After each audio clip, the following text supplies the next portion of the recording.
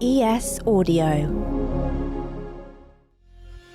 Hi, I'm John Weeks, and this is the Evening Standard's Tech and Science Daily. Coming up, is napping good for your brain?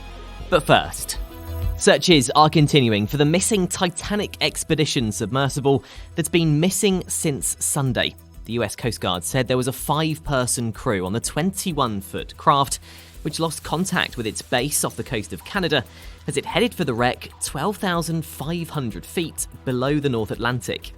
The submersible itself relies on text messages to navigate the ocean and has a reinforced PlayStation controller used to change direction.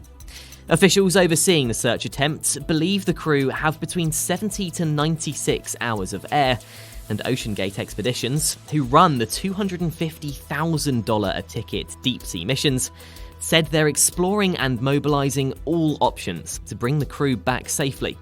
Back in January this year, we spoke with Dr. Steve Ross, the chief scientist of the 2022 Titanic survey expedition, who's been on the submersible, about the vessel itself. The submersible technology is new. It's the only 5-person submersible capable of carrying 5 people to these kinds of extreme depths. He told us how long the dives normally last. So it'll take a couple of hours to get to the bottom, a couple of hours to come up. And so with that amount of time invested in going and coming, we try to spend as much time on the bottom as possible. So that may be 3 or 4 hours. So an average dive could be anywhere from 6 to 8 hours. Now the sub has an emergency capability of being able to stay down much longer than that. Steve Thorpe is the Submarine Escape Capability Manager at Survitech, who's spent a total of 10 years on submarines through his career. Getting people off submarines of this small size, I believe the only way they would be able to do it would be to bring it back to the surface. And how they would manage to do that and get him an attachment on would be challenging after they've hopefully found it. He told us the conditions in the North Atlantic will be important. Well, the Atlantic at this time of year is pretty unpredictable. So I understand that it's quite benign at present, and hopefully that will remain for the next few days because, as you can appreciate, the Atlantic can be quite a rough place.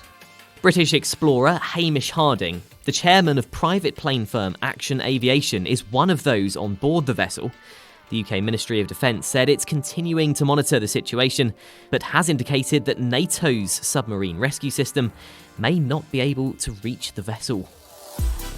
Next, scientists are warning a marine heatwave that's warming seas around the British Isles could have a devastating effect on delicate aquatic ecosystems as temperatures soar up to 5 degrees Celsius above the seasonal average. This actually has resulted in the US administration's National Oceanic and Atmospheric Administration calling this, classifying this as a marine heatwave class 4, which puts it in the extreme category. That's Professor Yueng-Djern Lenn, an expert in physical oceanography at Bangor University, who explains there are growing concerns about the impact on marine life used to colder waters of the North Sea. As the temperatures get warmer, a fish in the ocean is not like a person on land who can go and turn on the aircon. There is no escape from the extra heat. So their bodies are under the constant stress of having to cope with the extra warmth. And so it has adversely affected marine life in places where there have been deaths, for instance, in the North Pacific. Experts are calling for urgent research into the marine heatwave's causes after baking conditions on land in recent weeks and the latest El Niño fluctuation in Earth's climate system. A ransomware group has claimed responsibility for a phishing attack on Reddit back in February and is now demanding $4.5 million and changes to the site. The Black Cat Group says it's behind the attack, in which hackers gained access to 80 gigabytes of internal Reddit data and is threatening to release it publicly if demands aren't met. Among the demands are for Reddit to halt its API price hikes, the costs third-party apps pay to access the site, which has led to frustrated users holding a blackout on the site to protest against the changes. In a leaked memo to staff last week, it was reported CEO Steve Huffman said that the ongoing blackout of thousands of subreddits will eventually pass, and said we absolutely must ship what we said we would. Now, there's good news if you like to nap. A study suggests for some people, short daytime naps may be part of the puzzle to help preserve brain health as we get older. Researchers at UCL and the University of the Republic in Uruguay analysed data from people aged 40 to 69. They found the average difference in brain volume between those genetically programmed to nap and those who weren't was equivalent to 2.6 to 6.5 years of ageing.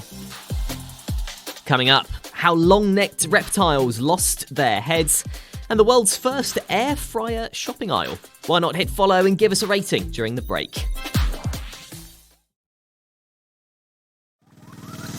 Welcome back.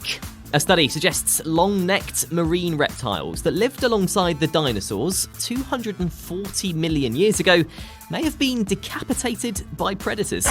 After almost 200 years of continued research, experts say they now have direct fossil evidence confirming this scenario for the first time.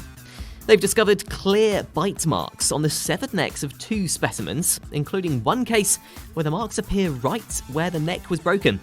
The researchers concluded that although they evolved to have long necks to ambush their prey, their research once again shows that evolution is a game of trade-offs. And finally, as air fryers continue to rise in popularity, they're now getting their own food aisles in the shops.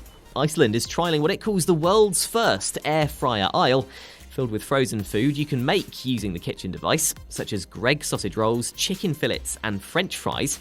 A survey for Iceland and energy supplier Utilita suggested 46% of Brits have either personally bought an air fryer or had someone in their household buy it for them in the last 5 years. You're up to date. Come back at 4 o'clock for the Leader podcast. We'll be back tomorrow afternoon at 1 o'clock. See you then.